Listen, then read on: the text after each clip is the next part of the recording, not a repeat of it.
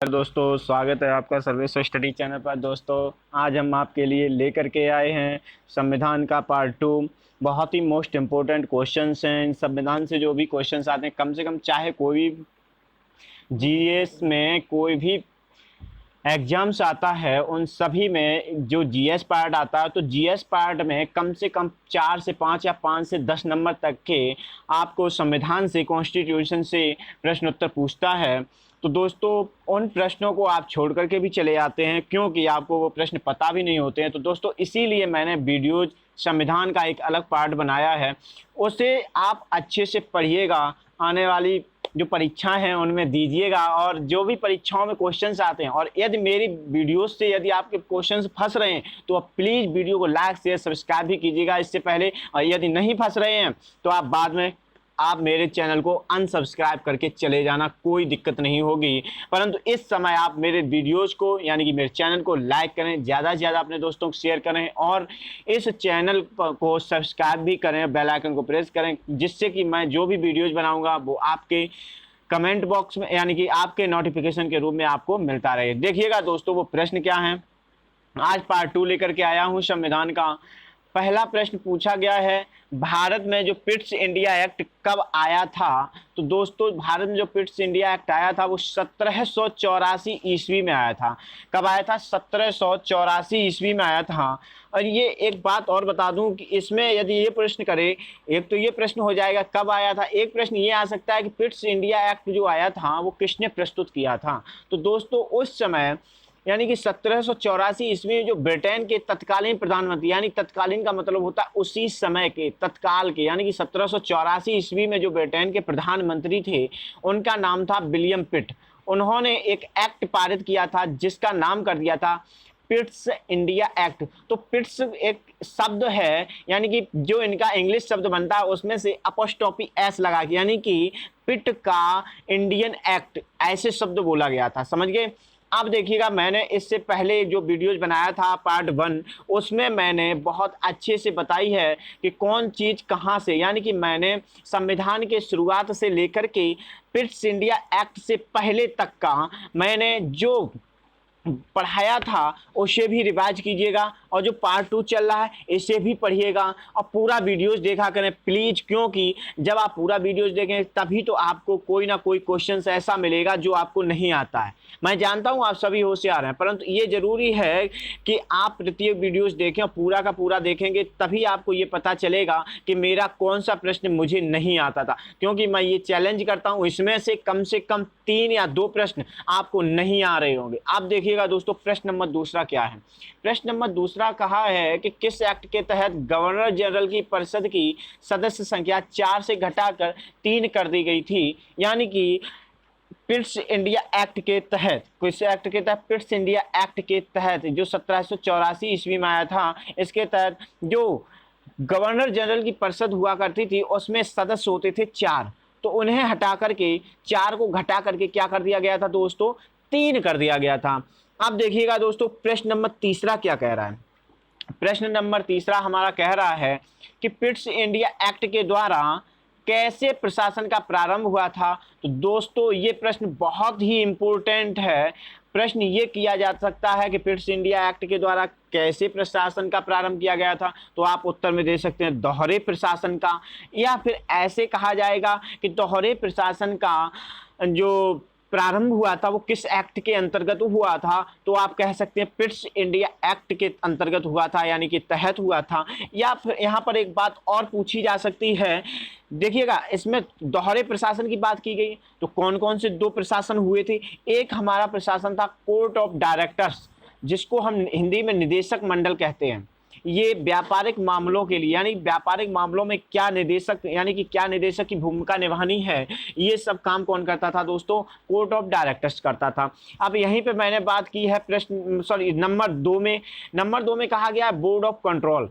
Board of जो controller का मतलब होता है नियंत्रण, तो कंट्रोलर का मतलब होता है नियंत्रण। बोर्ड यानी कि बोर्ड होता है बोर्ड, तो नियंत्रण बोर्ड जो होता है वो राजनीतिक मामलों के लिए हुआ करता था। जैसे आज हमारा क्या है, एक होता है सांसद। जो संसद होती है वो हमारा क्या होता है, आज की जो संसद है वो निदेशक मंडल और नियंत्रण मंडल दोनों का रूप लिए हुए है। इसलिए क्योंकि निदेशक यानी कि जो सरकार काम करती है, इसका निर्देशक यानी कि देखभाल करने वाला भी कौन है, यानी कि संसद है। और जो नियंत्रण करती है यानी कि सरकार कहीं ज़्यादा ना भाग जाए, वो संसद के माध्यम से कौन करता है, हमारा न्यायालय करता है। कौन करता है दोस्तों, न्यायालय करता है। बस यही दो चीज़ें थी। अब क्वेश्चन ये आ सकता है कि कोर्ट ऑफ डायरेक्टर्स, जिसे निदेशक मंडल कहते हैं, ये किस एक्ट के अंतर्गत बना। तो आप कह सकते हो दोस्तों कि पिट्स इंडिया एक्ट के अंतर्गत। यह क्वेश्चन ये आ सकता है कि बोर्ड ऑफ कंट्रोलर जो है, जो बोर्ड ऑफ कंट्रोलर है यानी नियंत्रण बोर्ड है, ये दोस्तों किसके अंतर्गत आया। तो ये भी आप कह सकते हैं कि पिट्स इंडिया एक्ट के अंतर्गत बना। और यहाँ पे कोई प्रश्न कई बनते हैं। एक प्रश्न ये भी बनेगा कि व्यापारिक मामलों के लिए कौन सा बोर्ड बनाया गया था। तो आप तुरंत कहेंगे कोर्ट ऑफ डायरेक्टर्स या निदेशक मंडल। यहीं पे बात की जाए राजनीतिक मामलों के लिए कौन सा बोर्ड बनाया गया था या कौन सा प्रशासन बनाया गया था, तो आप कह सकते हो बोर्ड ऑफ कंट्रोलर यानी कि नियंत्रण बोर्ड। क्या कह सकते हो, नियंत्रण बोर्ड। समझ गए दोस्तों। अब यहाँ पे मैं आपको एक प्रश्न बना के फिर बता रहा हूँ। यहाँ पे अन्य कई प्रकार से मैंने कहा है ना प्रश्न बन सकते हैं। पिट्स इंडिया एक्ट से कम मैंने यहाँ पे 4 से 5 प्रश्न बता दिए। आप देखिएगा प्रश्न नंबर 4 क्या है। प्रश्न नंबर 4 कह रहा है किस अधिनियम के अंतर्गत नियंत्रण बोर्ड के सदस्य तथा कर्मचारियों के वेतन को भारतीय राजस्व में से देने की व्यवस्था की गई। यानी कि ये चार्टर अधिनियम 1793 में बात हुई थी। यानी कि जो एक चार्टर अधिनियम आया था 1793 ईस्वी में, इस अधिनियम में एक बात कही गई थी कि जो नियंत्रण बोर्ड के सदस्य हैं, यानी कि जो बोर्ड बना था, मैंने अभी बताया था नियंत्रण बोर्ड, तो इस नियंत्रण बोर्ड में के जो सदस्य होंगे या कर्मचारी होंगे उनका वेतन कहाँ से होगा। तो भारतीय राजस्व यानी कि जो भारत से सिंचित किया हुआ जो धन होगा, भारत से लिया हुआ जो धन होगा, वो राजस्व धन कहलाता है। उसी से उन सदस्यों या कर्मचारियों का वेतन भत्ता मिलेगा। समझ गए दोस्तों। ये चार्टर अधिनियम 1793 के अंतर्गत कहा गया था। यहीं पे प्रश्न नंबर 5वां देखिएगा दोस्तों क्या कह रहे हैं कि प्रश्न नंबर 5वां कह रहा है कि किस अधिनियम के द्वारा कंपनी के अधिकार पत्र को 20 वर्षों के लिए बढ़ा दिया गया। तो दोस्तों ये बात बहुत अच्छी पूछी गई है, क्योंकि 20 वर्षों के लिए कहने का अर्थ चार्टर अधिनियम 1813 की बात मैंने कहा है। यहीं पे मैंने एक प्रश्न और बताना था, जो 6वें प्रश्न के अंतर्गत बता दिया गया है किस अधिनियम के द्वारा भारतीय व्यापार के एकाधिकार को कंपनी के समाप्त कर दिया। यानी कि इसमें प्रश्न ये किया गया है, क्वेश्चन ऐसे भी आएगा कि किस अधिनियम के द्वारा कंपनी का भारतीय व्यापार के एकाधिकार को समाप्त कर दिया गया। कहने का अर्थ ये था जो कंपनी भारत में अपना एकाधिकार जमाए हुए थी, यानी कि सिर्फ ब्रिटिश इंडिया जो कंपनी थी, ब्रिटिश इंडिया कंपनी थी, वो क्या करती थी, वो अपने एकाधिकार को क्या करती थी दोस्तों, भारत देश पर अपना एकाधिकार जमाए हुए थी। वो कहती थी सिर्फ मेरा अधिकार है, किसी का अधिकार नहीं है। तो उस समय वहाँ के यानी विलियम पिट्स के बाद एक चार्टर अधिनियम आया था। उस चार्टर अधिनियम का नाम था चार्टर अधिनियम 1813। एक अधिनियम आया था चार्टर अधिनियम 1813, या इसे एक्ट भी कह सकते हैं, चार्टर एक्ट के बारे में।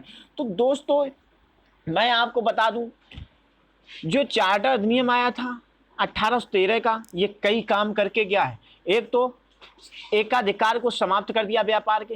जैसे मान लो मैं अपनी तरफ से एक चीज़ समझा दे रहा हूँ कि आपने किसी ज़मीन को 20 वर्षों के लिए नहीं, बल्कि किसी ज़मीन को आपने अपने जीवन तक के लिए ले लिया। यानी कि आपका एक अधिकार हो गया कि आपने वो ज़मीन सदा सदा के लिए गिरवी रख ली, यानी कि आप उस ज़मीन के मालिक हैं। तो आपको यही लग रहा था, लेकिन सच में आपके माता पिता ने एक बात कही कि नहीं, मैं तुम्हें उस ज़मीन का सिर्फ और सिर्फ 20 वर्षों के लिए हिस्सा दूंगा, इसके बाद मैं छोटे भाई को दूंगा, उससे छोटे भाई को 20 वर्षों। कहने का समझ गए हैं ना, यानी कि इसमें एकाधिकार समाप्त कर दिया। पहले सिर्फ बड़े भाई का एकाधिकार था, सिर्फ उस ज़मीन पर अन्न उपजाऊ कौन कर सकता था, बड़ा भाई कर सकता था, यानी कि कंपनी कर सकती थी। अब केवल कंपनी नहीं करेगी, एकाधिकार समाप्त करके उसे केवल 20 वर्षों तक की मोहलत दे दी गई थी। कितनी दोस्तों, 20 वर्षों की मोहलत दे दी गई थी। और इसी समय अपनी तरफ से एक और बात बता रहा हूं, ये नोट कर लेना, इसी समय ब्रिटेन से जो अन्य कंपनियां थी जिन्हें मौका नहीं दिया गया था भारत देश में व्यापार करने के लिए, तो उन्हें कुछ हद तक यानी कि कुछ सीमा तक कंपनी यानी कि जो कंपनियां थीं जो वहां से व्यापार नहीं कर सकती थी वो बंद थीं। सिर्फ और सिर्फ ब्रिटिश कंपनियां एक या दो थीं जो मसाले का व्यापार करती थी भारत देश में। उस समय कुछ कंपनियों को उन्होंने अपनी तरफ से बढ़ावा दिया और कहा कि इस सीमा तक, जैसे हमारी जो कंपनियां यानी कि हमारे द्वारा भेजी हुई जो भारत में कंपनियां हैं वो मान लो किसी कारण से नहीं बल्कि 10 टन मान के चलो कि कोई मसाला लेकर के आती हैं, तो हमारी कंपनी 10 टन मसाला भारत देश में बेचेगी। यहीं पर आपकी कंपनी केवल और केवल 2 टन मसाला बेचेगी। कितना? 2 टन मसाला, यानी कि हम तुम्हारी कंपनी से मेरी कंपनी 5 गुना ज़्यादा बेचेगी। तो इसी में दिमागदार लोग थे जैसे हमारे भारतीय हैं, उन्होंने एक काम किया जो जिनको सिर्फ 2 टन की मोहलत दी थी, यानी कि सिर्फ 2% या जो भी परसेंट बन रहा है 20%। तो उन्होंने एक काम किया, उन्होंने ये काम किया, मैं वहाँ से यहाँ तक पैसे खर्च करता हूँ, यानी कि ब्रिटेन से यहाँ तक मैं माल लेकर के आता हूँ, उस माल का न तो मुझे बचत मिलता है न कुछ मिलता है, तो मैं क्यों ना एक ऐसा काम करूं कि भारत देश को स्वतंत्र ही करा दूं। सबसे ज़्यादा मैं अपनी तरफ से एक बात बता रहा हूं और मैंने कहीं पढ़ा भी है, कहीं क्यों किताबों में पढ़ा है, किताबों यदि आप पढ़ते हो तो उन्हें में मिलेगा। यानी कि किताबों में ये दिया गया है कि भारत देश को आज़ाद तो हम लोगों ने कराया, लेकिन सच्ची आज़ादी भी हम लोगों ने प्राप्त की।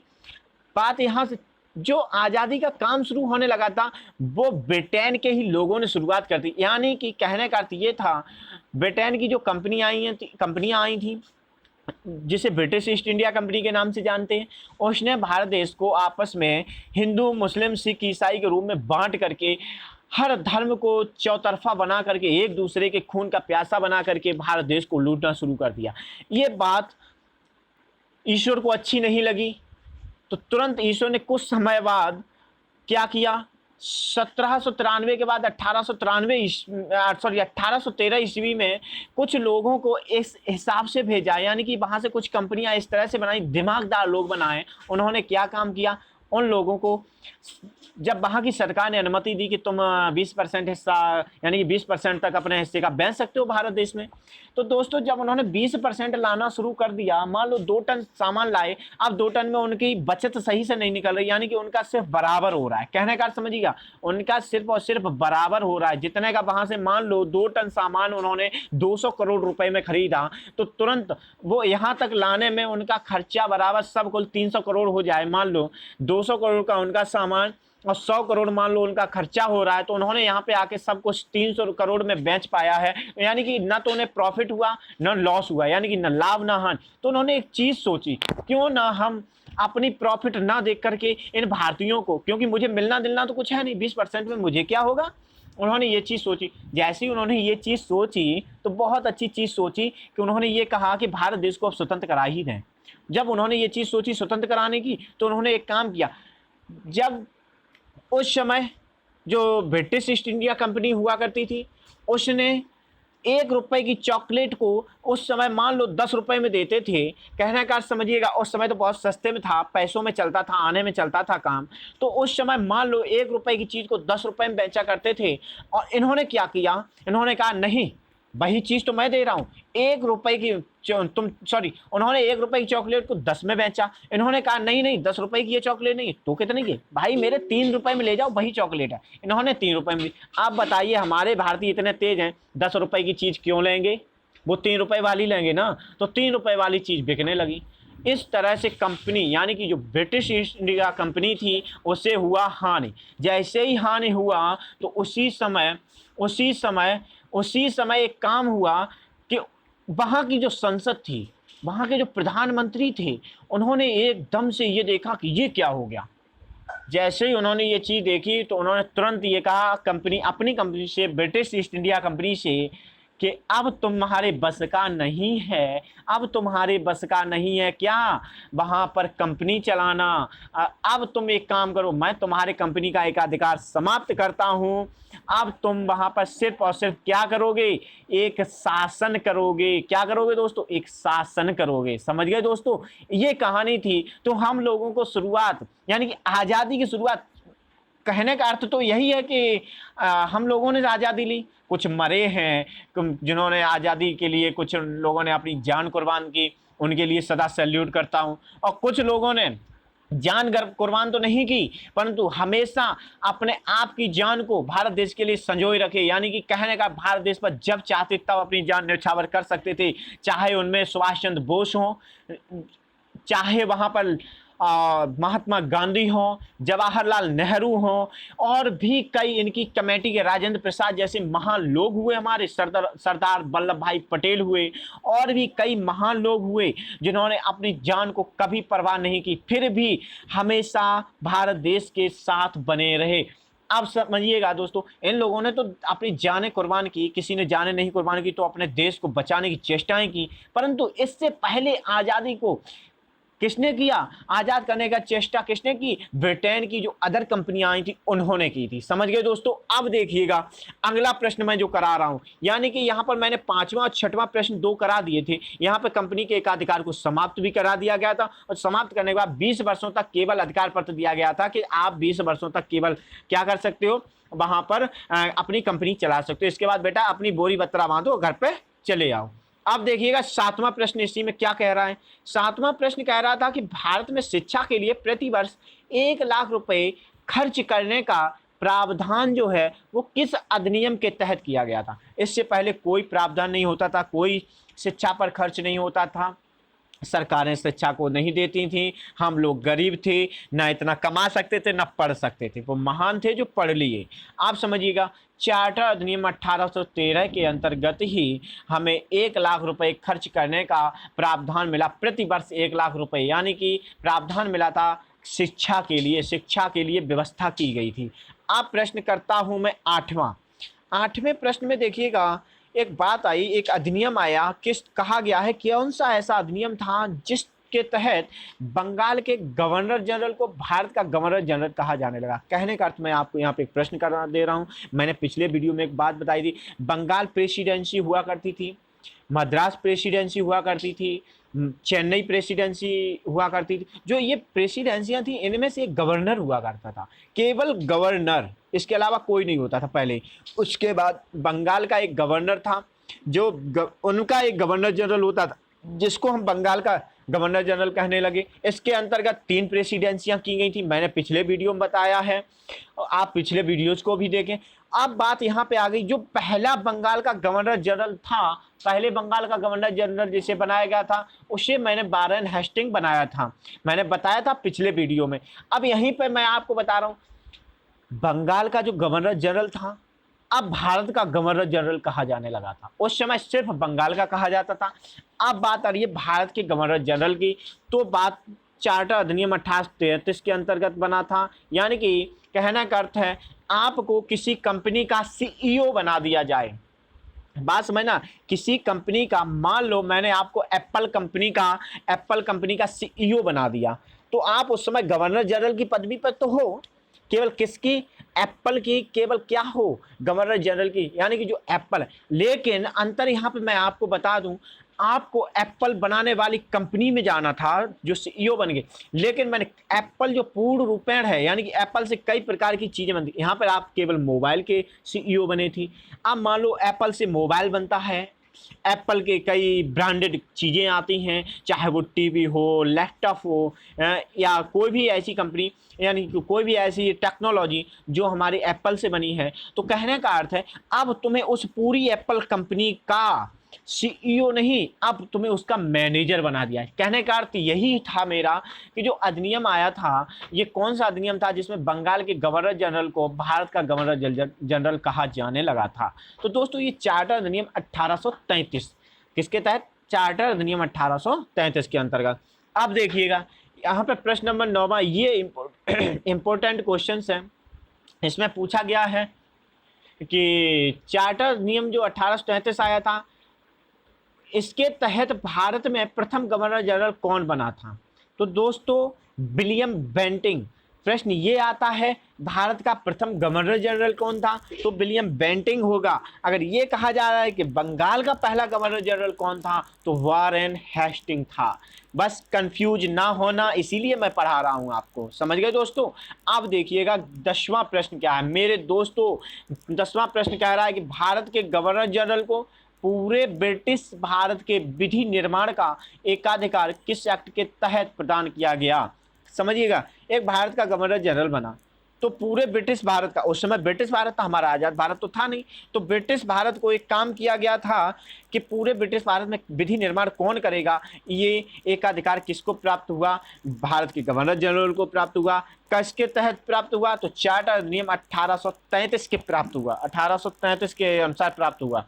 ठीक है दोस्तों, अब देखिएगा यहाँ पे अगला प्रश्न क्या कह रहा है।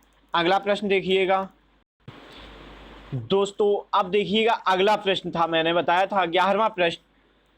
11वां प्रश्न कह रहा है कि किस अधिनियम के द्वारा कंपनी के व्यापारिक अधिकार समाप्त कर भारत पर शासन करना रह गया था।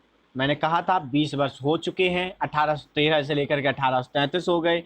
अब क्या हो गया, अब व्यापारिक अधिकार समाप्त कर दिए गए हैं, क्या बचा, केवल शासन करना रह गया था। मैंने वो कहानी में बताया था ना, तो चार्टर अधिनियम 1833 आया, इसमें उसके संपूर्ण व्यापारिक मामला खत्म कर दिया गया, व्यापारिक अधिकार खत्म कर दिया गया उस कंपनी का। अब क्या बचा, शासन करो भारत पे, जितना लूट पाए उतना लूट लिया, अब उन्हें ठोको पीटो, उसको अपने कब्जे में रखो, बस यही था उनका शासन। अब यहाँ पे ये बात हुई। 12वां प्रश्न देखिएगा, किस अधिनियम के तहत भारतीय कानूनों को वर्गीकरण एवं इस कार्य के लिए विधि आयोग का गठन किया गया, तो दोस्तों चार्टर अधिनियम 1833 के तहत, यानी कि भारतीय कानून बनाने का और कार्य विधि बनाने का आयोग जो गठन हुआ है वो किसके तहत हुआ, तो चार्टर अधिनियम 1833 के तहत हुआ। अब देखिएगा दोस्तों 13वां प्रश्न क्या है, ये भी इंपॉर्टेंट क्वेश्चन है, इसे भी समझिए, ये प्रश्न आया हुआ है, ये कई बार कई परीक्षाओं में पूछा जाए, यानी कि हर परीक्षाओं में पूछा जा चुका है, कई कई बार पूछा जा चुका है। आप, मैंने कहा ना ऑल कॉम्पिटिटिव एग्जाम्स की तैयारी में करा रहा हूँ, तो इसमें पूछा गया है कि प्रथम विधि आयोग का जो गठन है वो किस के अध्यक्षता में किया गया, यानी कि कौन अध्यक्ष था जिसकी अध्यक्षता में प्रथम विधि आयोग का निर्माण हुआ, यानी कि मैकाले। कौन थे, मैकाले। कौन थे, मैकाले। ले अब देखिएगा अगला प्रश्न क्या है, 14वां प्रश्न। 14वां प्रश्न कह रहा है किस एक्ट के तहत भारत में दास प्रथा को गैर कानूनी घोषित किया गया, तो दोस्तों भारत देश में पहले गरीबी थी, तो गरीबों को क्या किया जाता था, दास बना लिया जाता था।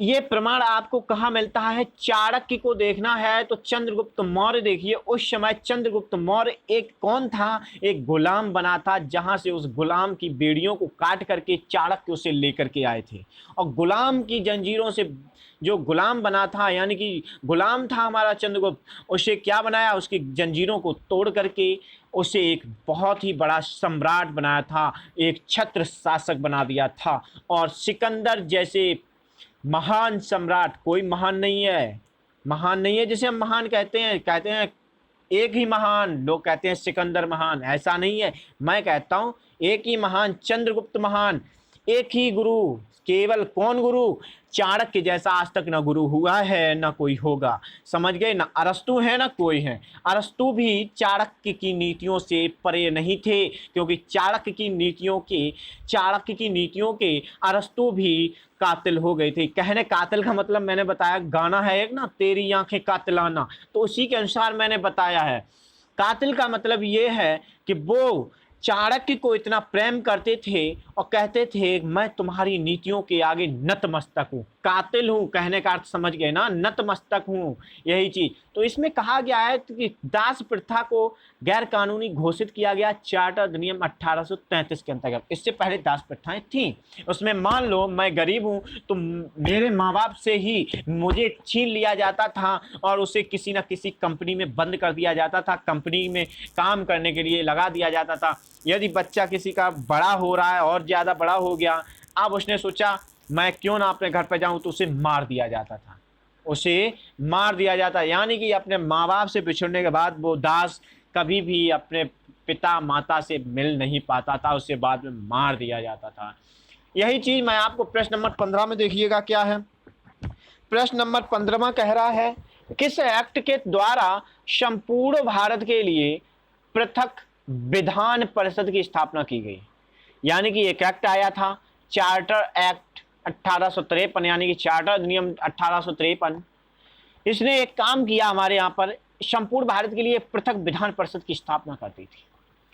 जिस विधान परिषद को, नोट में देखिएगा ये प्रश्न इंपॉर्टेंट है, इसी विधान परिषद ने आगे चलकर एक लघु संसद का रूप ग्रहण कर लिया था। यानी कि लघु संसद किसे कहते हैं? विधान परिषद को कहते हैं हमारे भारत देश में। आप समझ गए दोस्तों।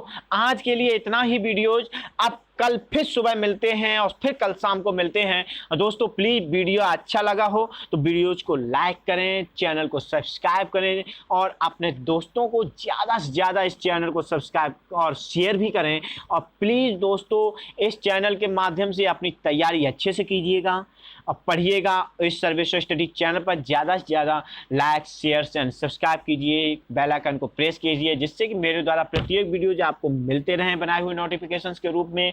और कमेंट बॉक्स में कमेंट भी कीजिएगा। और मैं आपसे बारंबार यही कहूँगा, ये सर्विस स्टडी चैनल सदा आपके साथ है, सदा आपके साथ रहेगा। बस आप पढ़ते जाइए, मैं पढ़ाता जाऊँगा, आप जॉब प्राप्त कीजिए, मैं आपके साथ हूँ। समझ गए दोस्तों। मैं Sandeep Yadav service study channel का फैकल्टी हूँ, यानी कि इसका संस्थापक हूँ। अब थैंक यू दोस्तों। अब ये लॉकडाउन खत्म हो उसके बाद मैं सोच रहा हूँ कि एक कोचिंग सेंटर शुरू कर रहा हूँ। इस समय मैंने कोई कोचिंग सेंटर शुरू नहीं किया था। अब जो कोचिंग सेंटर चलाऊँगा उसमें एसएससी, इसके अलावा चाहे कोई भी एसएससी का एग्जाम हो, चाहे एसएससी सीजीएल हो, एसएससी जीडी हो, एसएससी 10+2 हो, एसएससी के कई मायने होते हैं। तो इन सभी के, रेलवे का टेट क्वालिफाई करने के लिए टेट का, सीटेट का, इसके बाद जो टीचर्स बीएड एग्जाम्स के लिए जो भी वैकेंसी आती है इनके लिए। अब तुम सोचो कोई नीट की तैयारी कर रहा है, कहो सर मुझे नीट की तैयारी करा दो। भाई मुझे बायोलॉजी नहीं आती तो मैं नहीं करा पाऊंगा। यहीं पे कोई कहे भाई मुझे फिजिक्स या केमिस्ट्री के बारे में मैं पढ़ना चाहता हूँ, मुझे फिजिक्स केमिस्ट्री मुझे नहीं आती, मैं नहीं कराऊंगा। क्योंकि मैं तो चाहता हूँ मेरे एसएससी वाले बंदे लगें, मैं चाहता हूँ कोई इनकम टैक्स सरकारी बने, ताकि इनकम टैक्स सरकारी बनोगे तो अच्छे से पैसे कमाओगे। मैं चाहता हूँ 10+2 के माध्यम से निकलूं। इसके साथ ही साथ मैं 2 जॉब्स और मैं बता रहा हूँ, एक स्टेट लेवल की, एक केंद्र लेवल की। स्टेट लेवल की अपर सबसे अच्छी जॉब है यूपीपीएससी, जिसे हम कहते हैं पीसीएस। इसकी भी मैं तैयारी करा रहा हूँ और इसकी भी तैयारी कराऊंगा। और यहीं पर मैं आपको एक बात बता दूं, एक केंद्र लेवल की मैंने बात बताई है, आईएएस जिसे बोलते हैं सिविल सेवा सर्विसेज, यानी कि जो सिविल सेवा सर्विसेज में आईएएस केंद्र लेवल की है, पीसीएस हमारी स्टेट लेवल, इनकी भी मैं तैयारी कराऊंगा। दोस्तों प्लीज़ वीडियो को लाइक शेयर कीजिएगा, ज़्यादा से ज़्यादा सब्सक्राइब कीजिएगा, बेल आइकन को प्रेस कीजिएगा और जॉब प्राप्त भी कीजिएगा, जिससे कि हमारे देश की इकोनॉमी सुधर सके। थैंक यू दोस्तों, आज के लिए इतना ही। जय हिंद, जय भारत, भारत माता की जय।